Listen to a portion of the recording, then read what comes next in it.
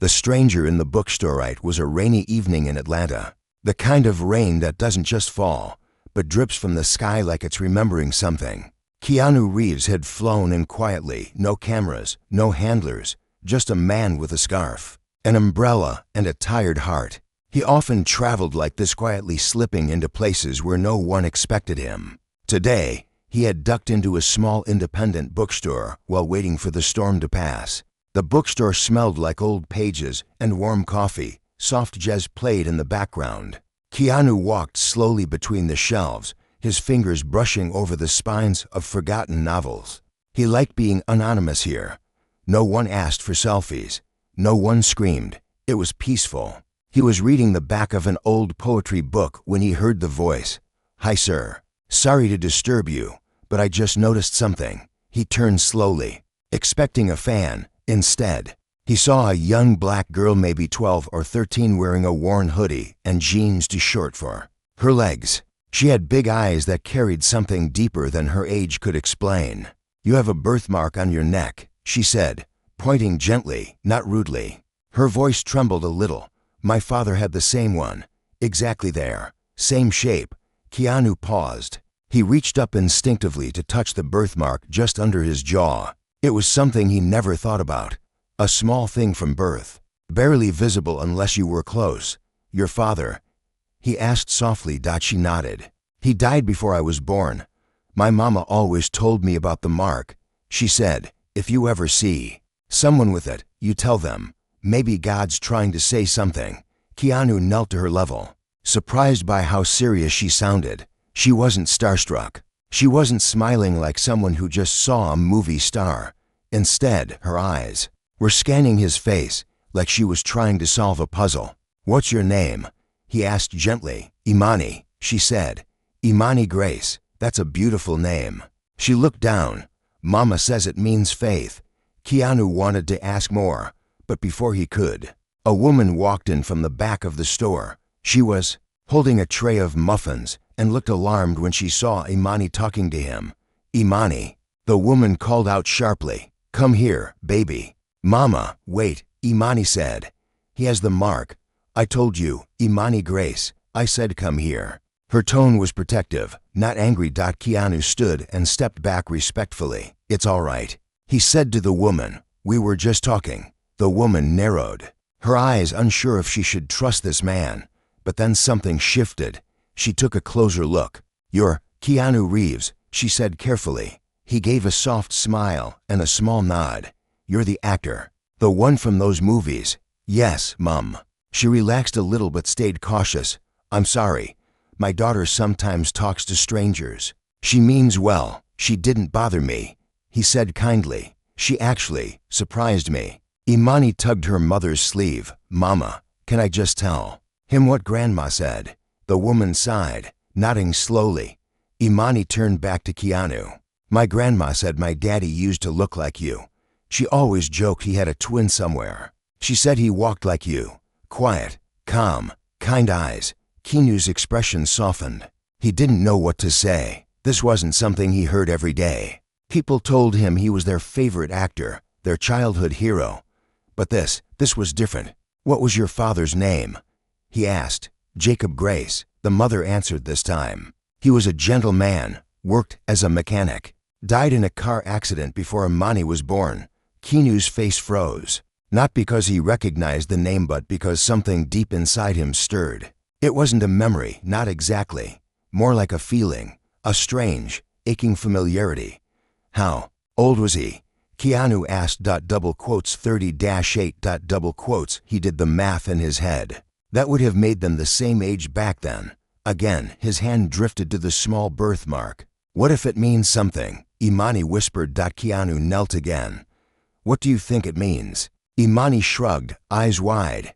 "Maybe we're family. Maybe. You knew him somehow." He didn't laugh. He didn't brush her off. Instead, he nodded slowly. "Maybe." The rain outside had stopped, but something had started inside Keanu. A small pull, like a thread being tugged. He hadn't expected anything today except peace and pages.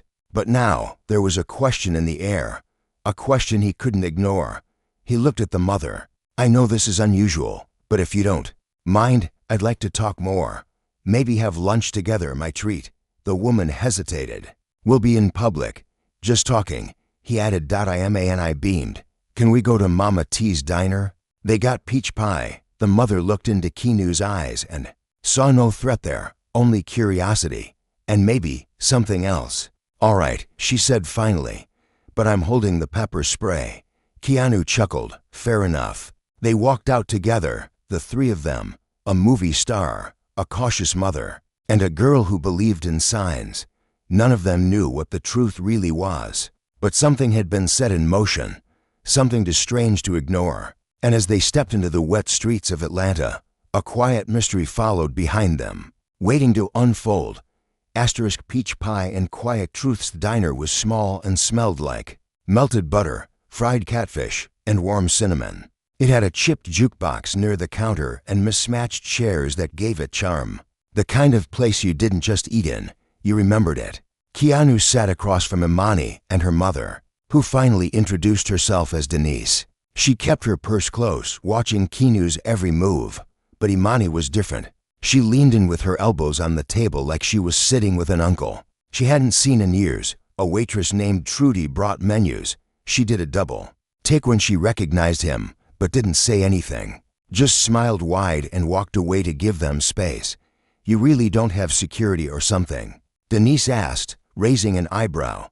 "I try to go unnoticed when I can," Keanu said. "It helps me feel human." "And you picked Atlanta of all places to feel human?" He laughed softly. "I was supposed to be at a film conference, but I needed a break." They ordered lunch, fried chicken, mashed potatoes, mac and cheese for Imani, and a slice of peach pie for dessert. Keanu asked for black coffee and a grilled cheese sandwich. It wasn't a fancy meal, but something about it felt important. "So," Denise said after a few minutes of quiet, "you think there's a chance you and Jacob could be related?" Keanu didn't answer right away. He stirred his coffee, slowly, thinking. "I honestly don't know," he said. "I never met my father. Not really. He left when I was young. My mom raised me in Canada. I never knew much about his life before that." "What was his name?" Imani asked, eyes wide. Samuel Reeves." Denise leaned back. "Samuel Reeves, that doesn't sound familiar." "Maybe it's a stretch," Keanu said. But when Imani said what she did, something about it, "I don't know," it hit me in the chest. "Mama always says nothing happens for no reason," Imani said softly. Keanu nodded. "I believe that too." The peach pie arrived just in time to change the mood. Imani dug in first, closing her eyes like she was tasting heaven. "You ever do one of those DNA tests?" she asked between bites. "My friend at school did one and found out she's part Nigerian and part Korean." Keanu chuckled. "I've thought about it, just never got around to it. Maybe now's the time." Denise said. They talked for almost an hour. Imani shared stories about her school, her drawings, and how she wanted to be an artist. Keanu listened with real attention, asking questions, encouraging her. Denise relaxed a bit. Something about the way he talked to her daughter, calm, respectful, reminded her of Jacob. "My husband was soft-spoken too," Denise said quietly. "Never raised his voice, never even swatted a fly. Everyone loved him." Keanu looked at her. "You must miss him a lot." Denise's lips pressed together. "Every day, even after all these years." The silence that followed was heavy, but not uncomfortable. It was the kind of silence that said, "We're all carrying something." Just as they were getting ready to leave, Trudy the waitress came over again. "Sorry to bother you, but Mr. Reeves, do you know someone named Dorothy Grace?" Keanu looked puzzled. "No, should I?" Trudy pointed to an old woman sitting in a corner booth. "She's been looking at y'all for the past 20 minutes. Says she knew a man named Samuel Reeves a long time ago. Told me to ask." Keanu turned slowly to see the woman. She was thin and wrinkled, wearing a long blue dress and a faded hat with tiny pearls. Her eyes met his, and they didn't blink. She looked stunned, like she was seeing a ghost. "That's my mother-in-law," Denise said suddenly, standing up. "What is she doing here?" "That's your husband's mother," Keanu asked. Denise nodded, clearly rattled. "She never leaves the house. Someone must have brought her here. This is strange. They walked to her table together. Grandma Dorothy, Denise said gently. You all right? The old woman's eyes were locked on Keanu. He looks just like him, she whispered. Keanu bent down. You knew someone named Samuel Reeves? Dorothy nodded slowly. I was a waitress in New Orleans, many years ago. He used to come in, always wore the same leather jacket.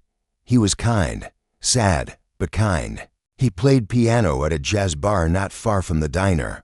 One night, he brought in a baby. Keanu's breath caught. A baby, said the mother was gone, couldn't raise the child on his own, asked if anyone knew someone with a kind heart. I told him about my friend Rebecca. She was trying to have a baby for years. Keanu's mind spun. His mother's name was Rebecca. Dorothy leaned in. That baby had a mark right here. She touched the side of her neck. Keanu's single quotes us hand went there slowly. You're that baby, Dorothy said, voice trembling. You're the boy. Denise put a hand over her mouth. Imani's eyes filled with tears. Keanu stared at the old woman, speechless. In that moment, his whole world shifted. All the questions, the gaps in his memory, the unanswered silences, they all rushed back. Dorothy reached for his hand and held it tight. You've always had that look, gentle, like him. Denise sat down beside her. Are you saying Jacob's father was Samuel Reeves? Dorothy blinked slowly. Jacob, yes. Samuel had 2 children. One he left with Rebecca, the other he raised. For a while, before the accident, Keanu felt like the air had left his lungs. He raised Jacob. Dorothy nodded. Only for a few years. Then Jacob came to stay with me. Samuel disappeared after that. Tears welled up in Keanu's eyes. Imani whispered, that means we're family. Keanu couldn't speak. He just knelt down and pulled her gently into a hug. She wrapped her arms around him like she'd been waiting her whole life for this moment. Denise wiped her eyes, still trying to process everything. So, this wasn't random, she said softly. It really was a sign. Dorothy smiled. God always sends who we need. Sometimes we just don't recognize them at first. Keanu sat back, overwhelmed. He had walked into a bookstore to escape the rain, and now he was sitting in front of the only living pieces of a family he never knew he had, outside. The rain began to fall again, gentle, forgiving.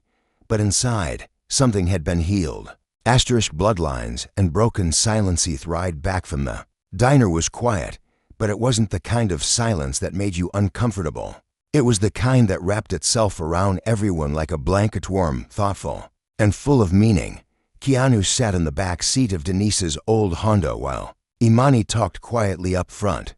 Dorothy, the grandmother, had chosen to stay at the diner with Trudy until her ride arrived. Denise gripped the steering wheel like it was the only thing keeping her grounded. Her thoughts were everywhere, memories of Jacob, stories she'd heard about his childhood, and now this unbelievable connection to a man she only knew from the movies. I don't know what to say, she finally muttered, more to herself than to anyone else. Keanu leaned forward. You don't have to say anything right now. I'm still trying to process it too. Imani twisted in her seat to look at him. Do you think Jacob ever knew about you? Keanu paused. I don't know, but if he did, and he kept quiet, maybe it was to protect everyone. Mama always said he carried heavy things in his heart, Imani whispered. Things he never shared. Maybe this was one of them, Denise added. Maybe he knew you existed. Maybe he watched your movies and just kept it all inside. They pulled into the driveway of a small brick house with chipped paint and an old basketball hoop, leaning to one side. It wasn't fancy, but it was home. Come in, Denise offered. I know this is a lot, but I think there's more we should talk about. Keanu stepped out into the soft drizzle and followed them inside. The living room smelled like vanilla candles and fresh laundry. Family photos filled every corner. Jacob holding baby Imani, Jacob fixing a bike, Jacob in his work overalls with grease on his face and pride in his smile. Keanu stared at the photos for a long time. In one picture, Jacob stood next to a piano in an old church hall. His face looked familiar not just because they were brothers, but because the sadness in his eyes felt like something Keanu had seen in the mirror many, Times, you okay? Denise asked gently. I think so, he replied. I feel like I've been walking in a fog my whole life, and now little pieces of light are starting to poke through. She nodded. I get that. They sat down together. Imani brought over a big showbox from the closet. This is Papa's stuff. Letters, old photos, little things he kept. You sure you want me to look through it? Keanu asked. Denise nodded. If he was your brother, then that's your history too. Keanu opened the box slowly. Inside, he found faded photos, receipts from road trips, a watch that had stopped ticking, and a tiny journal wrapped in a rubber band. He carefully untied it and flipped through the pages. Most entries were short, simple lines like, Imani giggled in her sleep again. I think I'm doing okay. Dreamed of a piano tonight. I miss those days. Sometimes I wonder if I'm being watched, not in a bad way. Just, maybe someone out there is wondering about me too. Keanu swallowed hard. One entry was dated the year Speed came out. Watched a movie today. That guy looks like me, even talks like me. Maybe it's nothing. Maybe it's something. But part of me hopes he's doing okay, whoever he is. Keanu looked up at Denise, his hands shaking. He saw me. He must have known, she whispered. And he never told me. Maybe he thought it would be too hard to explain, Keanu said softly. Or maybe he didn't want to change the life he had. But he watched you, Imani said. He wondered about you. That means something, right? Keanu nodded. Yeah, it means everything.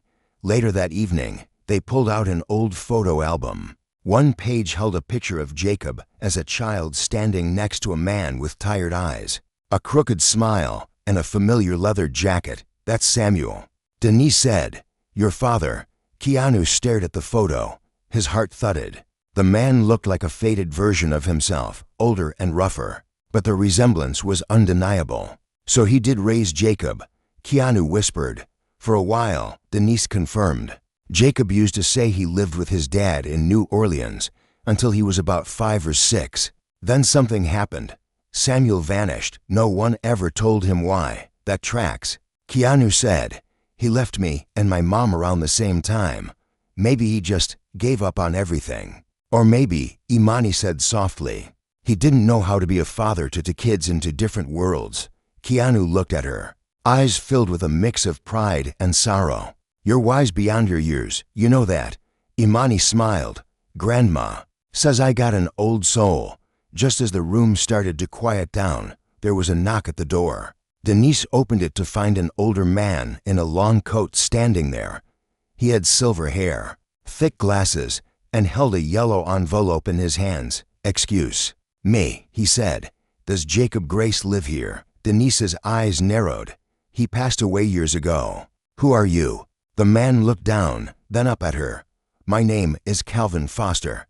I used to work with Jacob's father, Samuel Reeves. We were musicians in New Orleans.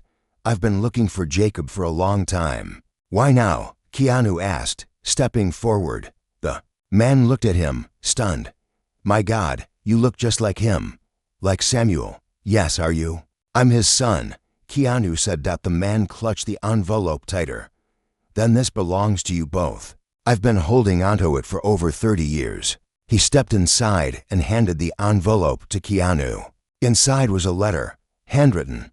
The ink had faded, but the words were clear. To the sons I never got to raise, Keanu and Jacob. Keanu sat down hard. The air seemed to vanish from the room. Denise covered her mouth. Imani sat beside him quietly, resting her hand on his. Do you want to read it now? She asked gently. Keanu nodded slowly and with trembling fingers. He began to read the words of a father neither of them truly knew, a father who had finally, in some way, found a way to speak after all these years. The letter they never expected. Keanu's hands trembled as he held the letter. It wasn't long, only a single page, written in soft blue ink on yellowed paper. The folds were worn, like it had been opened and closed many times over the years. Everyone sat quietly, waiting, not wanting to break the moment. The room had fallen still, like even the air was listening. He cleared his throat and began to read aloud. To the sons I never got to raise, Keanu and Jacob. If you are reading this, then somehow this letter found you. I don't know if either A few knows about the other. I don't even know if you'll believe me. I don't deserve that much. I was a coward, plain and simple. I had 2 sons with 2 different women, and instead of standing tall and choosing responsibility, I ran from both. I thought I had time to fix things, to come back, to be the father you needed. But time doesn't wait for cowards.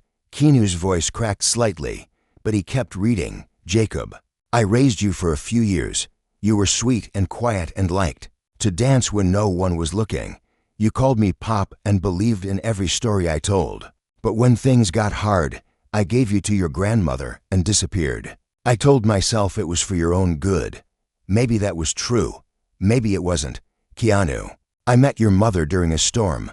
She had light in her eyes, and she believed I was better than I was. You were just a baby when I left. I never looked back, not because I didn't care, but because I couldn't face the mirror. I followed both of your lives from afar.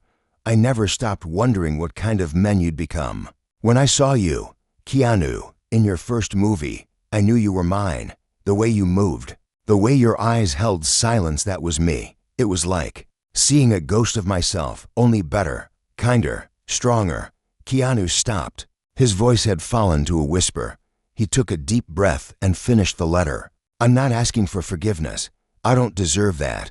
But if this letter ever reaches you, I hope you find each other. You are brothers, and the world needs more of that kind of love, the kind that heals, the kind that forgives, the kind that starts again. I love you both.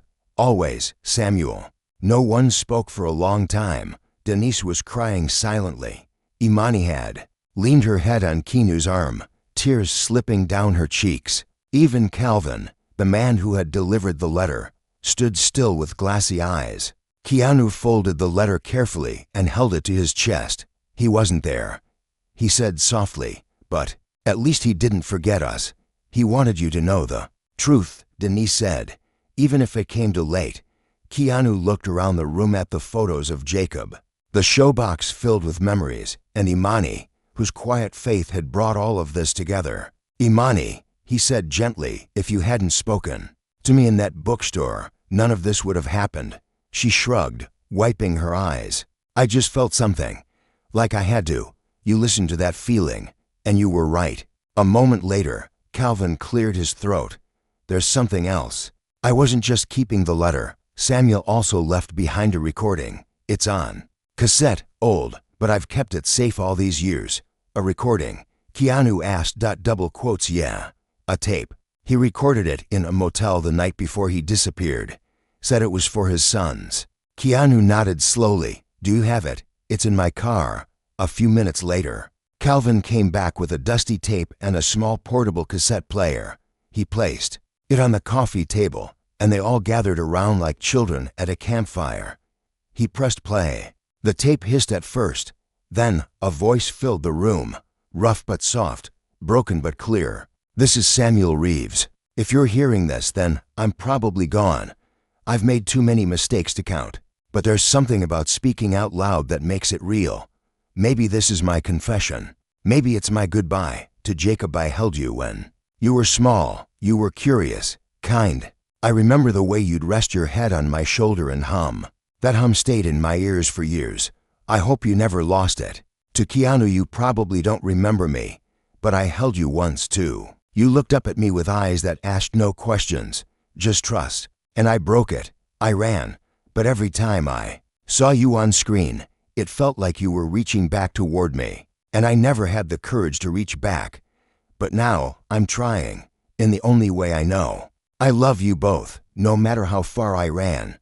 You were my light. The tape ended with silence, a long, haunting silence. Keanu closed his eyes. For the first time in years, he felt something loosen inside him, like a knot had finally begun to untangle. I think he really did love us, he whispered.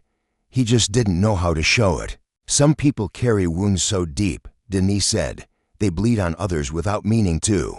Imani looked up, but the bleeding stopped, right? Keanu smiled faintly. Yeah, kiddo. I think it did. That night, Keanu stayed in their guest room. He didn't want to be alone in a hotel room. Not after this. He sat with Imani for a while as she showed him her drawings. One was of a tree with two roots and one strong trunk. She said it was her idea of family, different beginnings, but growing together. Before he went to bed, Denise brought him a cup of tea. "I don't know what comes next," she said quietly. "Me either," he replied. "But I'd like you to stay part of Imani's life, if that's something you'd want." He looked at her for a long moment, then nodded. "I would. More than anything." The next morning, the sun rose softly over Atlanta. The rain had cleared. The sky was pink with forgiveness. Keanu stood on the porch, coffee in hand, and watched Imani chase birds down the sidewalk. A girl full of hope. A girl who had given him something no movie, no fame, no award ever could. A family. And the beginning of something new. When the world finds out. Weeks later, the world started asking questions. It began with a photo, an innocent one. Someone had seen Keanu Reeves walking through the Atlanta farmers market with a young black girl holding his hand and a woman walking beside him. The caption said, "Keanu Reeves spotted with mystery family in Atlanta. Who are they?" It wasn't loud at first, just a whisper in a blog post, but then it spread. Some said he was filming a secret project. Others guessed he had adopted a child in silence. Some praised him, some criticized, but none of them knew the truth. Keanu tried to ignore it. He'd always been private, and the noise of the media never meant much to him. But this time, it wasn't just about him. It was about Imani, about Denise, about Jacob's memory. Denise called him one night with worry in her voice. Imani saw some of the comments online. "She's confused."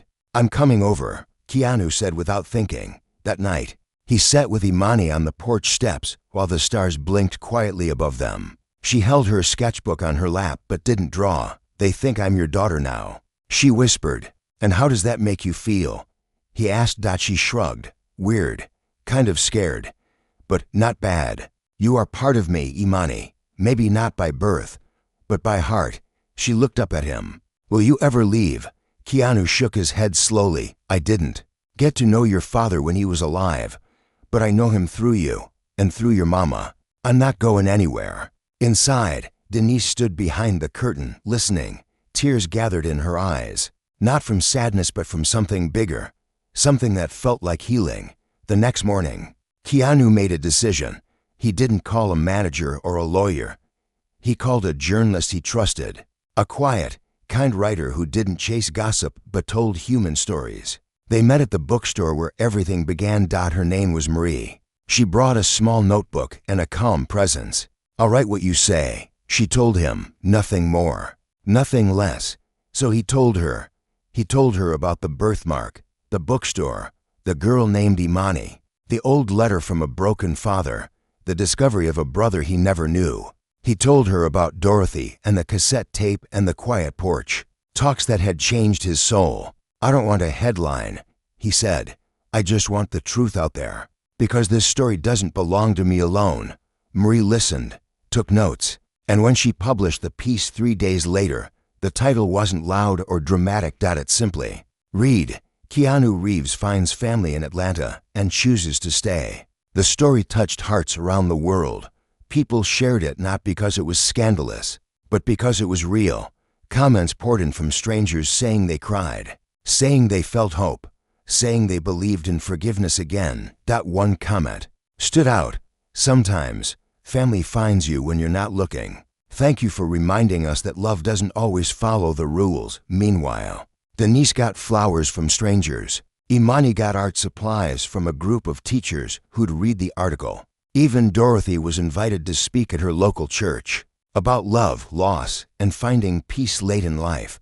But not everyone was kind. Some people still doubted the story. Some accused Keanu of faking it. Others said it was a publicity trick. The noise returned, but this time, Keanu wasn't alone. "You don't have to fight them," Denise said one night as they watched the news. "I'm not going to," Keanu replied. "I'd rather live the truth than prove it." A week later, something unexpected happened. Keanu was invited to a live interview. Not for a movie, not for a red carpet, but for the story. He declined at first, but Imani looked up at him one evening and said, "Maybe the world needs to hear your voice, not just read your words." He nodded. Will you come with me only if I get to wear my purple dress? He smiled. Then it's a deal. The interview was quiet, respectful, and honest. The host asked questions gently. Keanu answered without drama. Did you ever think you'd find family like this? The host asked. No, Keanu said softly. But Imani found me, and now I can't imagine life without her or Denise. Do you believe your father would be proud? Keanu paused, looked down, then smiled a little. I think he's somewhere watching, and I think he's finally at peace. Imani, sitting beside him, reached for his hand. The camera caught at the small moment that needed no words. By the time the interview ended, millions had watched, not because of fame, but because of something deeper, something pure. When they returned to Atlanta, there was a small crowd waiting outside their home. Neighbors, old friends, even strangers who just wanted to say thank you. Denise stepped outside. Unsure, one woman stepped forward and handed her a small envelope. This is for your daughter, she said. My son read your story and decided to paint again. She gave him hope. Inside was a drawing of Imani holding a candle, light glowing from her hands. Beneath it, the words, one spark can light up the world. And that night, as Keanu sat beside the girl who had changed his life, he realized something. Sometimes it's not about where you come from or what name is on your birth certificate. It's about who stands beside you when the world is loud, who holds your hand through storms, who reminds you of who you are when you forget. And Imani, she had reminded him. The birthmark and the legacy seasons began to change in Atlanta. Trees that once stood full and green now swayed with leaves the color of gold and fire. And as the wind shifted, so did Keanu's life. What began with a curious girl and a quiet bookstore had grown into something larger than anyone could have imagined. Keanu wasn't just visiting anymore. He was home. On weekends, he took Imani to art museums and bookstores.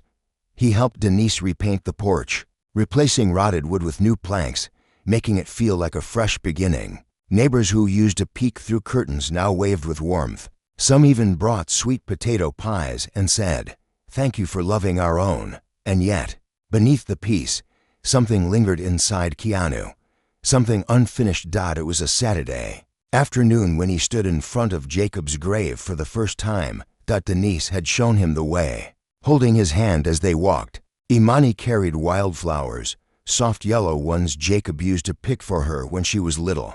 The cemetery was quiet, with only the whisper of wind in the trees and the low hum of traffic from far away. The headstone was simple: Jacob Grace beloved, father, son, and friend 1980 to 2017. Keanu knelt slowly and placed the flowers down. "Hi, Jacob," he said quietly. "I'm sorry it took me this long to get here."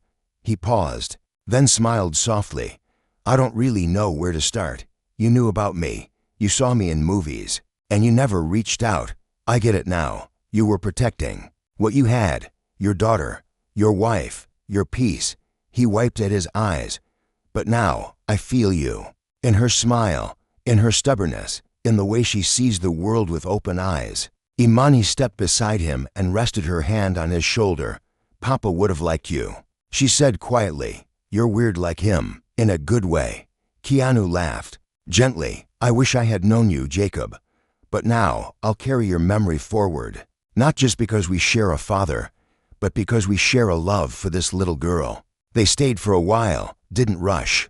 Grief and healing have no clocks. Later that week, Keanu sat at his desk with a pen in his hand and a blank page before him. He'd been writing quietly every evening: journals, poems, fragments of thoughts. This time, he was writing something different. A letter: "Dear Imani, by the time you read this, you'll probably be older than you are now. Maybe taller, maybe wiser, maybe wearing a new purple dress that makes you feel unstoppable. I want you to know something. You saved me. I was drifting, lost in success, in silence, in questions I never dared ask. And then you walked into that bookstore, pointed to a mark on my neck, and changed everything. You gave me the gift of family, of roots I didn't know I had. And more importantly, you gave me the chance to become someone's uncle, someone's friend, someone who matters. I may not have been there when you were born, I may not have changed your diapers or tucked you in at night when you were little, but I will be here now for every win, every loss, every strange dream you want to talk about. You are art. Never forget that. Love always, your almost uncle, Keanu. He sealed the letter and placed it inside a special wooden box he had bought. Inside the box, he also placed the original letter from Samuel, a printed photo of Jacob holding baby Imani, and the drawing from the stranger that read, "One spark can light up the world." That night, he gave the box to Denise for when she's older, he said, for when questions rise again. Denise held it with both hands. "Thank you for not running away. I've done enough running in my life," he said. "This time, I'm staying." Weeks passed, and one morning, the doorbell rang. Keanu opened it and found Dorothy standing there. She looked smaller than before, a bit more fragile, but her eyes still held that spark. "I have something for you," she said. She handed him a small photo frame. Inside was a picture of Samuel, Jacob, and a piano. Jacob looked about 4, and Samuel's hand rested gently on his back. It was the only photo in existence of father and son. "I thought you should have it," Dorothy said. Keanu swallowed. "Thank you. I'll treasure it." Dorothy smiled. "And thank you for finishing what Samuel couldn't." He nodded slowly. "I'm trying." As the months rolled on, Keanu started a quiet foundation in Jacob's name, offering scholarships to kids who wanted to learn music and art, especially those raised by single mothers. He didn't announce it with press. He didn't seek attention. He just did it because it was right. On Imani's birthday, he gave her a wrapped gift. She tore it open to find a beautiful sketchpad, handmade with thick paper and a leather cover. Inside the first page, he had written, "For the girl who saw beyond a birthmark and saw a family." She jumped into his arms and whispered, "Best present ever." But that wasn't the biggest surprise. At her school art show, as parents gathered and kids pointed at their work hanging on the walls, Imani pulled Keanu toward the back. "I saved this one just for you," she said. It was a painting, soft, colorful, and full of emotion. It showed two boys, one with a toy car, the other holding a movie script, standing under a tree. Reaching for the same branch, behind them stood a man with a sad smile, fading into the light, and in the center of the painting, a girl held both their hands, guiding them toward the future. "That's you, Papa, and me," she said. Together, Keanu couldn't speak. He just pulled her close and held her tight, because in that moment, he knew this wasn't a story about a movie star or a birthmark or a broken man trying to find meaning. This was a story about love lost, found, and passed forward. A story of how one girl's courage, one mother's faith, and one stranger's heart could rewrite everything. And as the lights dimmed in the auditorium and applause echoed through the room, Keanu Reeves sat beside his new family with quiet tears in his eyes, not for what was lost, but for what had finally been found.